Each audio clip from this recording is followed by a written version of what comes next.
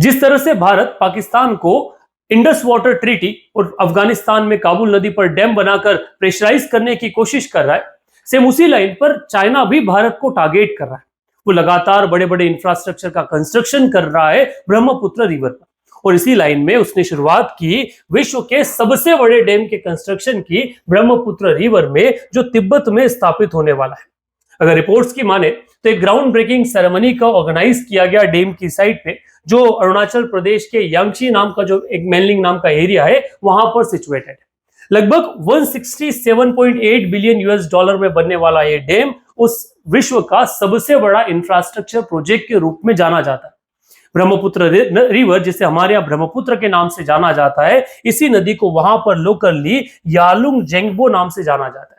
इस नदी पर इस डैम के कंस्ट्रक्शन को अप्रूवल लगभग 2024 के दिसंबर में मिल चुका था और इसका प्रपोजल 2023 में आया था। तब से लेकर अभी तक ये विश्व का सबसे बड़ा एक मैन मेड इंफ्रास्ट्रक्चर के रूप में ही जाना जा रहा है। इससे बड़ा डैम कहीं सिचुएटेड नहीं। ये डैम लगभग 5 हाइड्रो पावर स्टेशन को कंट्रोल लेने वाला है, जो लगभग 300 बिलियन किलोवाट इलेक्ट्रिसिटी हर साल पैदा करेंगे, जिससे 30 करोड़ लोगों के घर की आपूर्ति, इलेक्ट्रिसिटी की जो आपूर्ति है वो होना संभव है।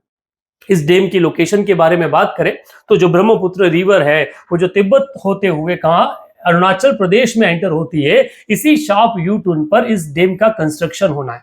अब यहां पर डैम के कंस्ट्रक्शन होने से अरुणाचल प्रदेश के साथ साथ लोअर एरिया में टिल आसाम भारत को एक स्कैसिटी ऑफ वाटर फेस करना पड़ सकती है, क्योंकि बाकी रेनी सीजन में फ्लो ज्यादा होता है, पर जब समर आता है समर में ऑलरेडी रिवर का फ्लो कम हो जाता है।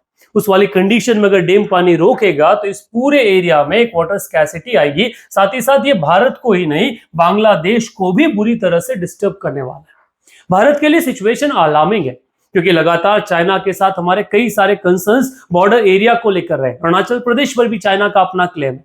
उस बीच में बॉर्डर एरिया पर इतने बड़े डैम का कंस्ट्रक्शन होना एक बड़े बम से कम नहीं।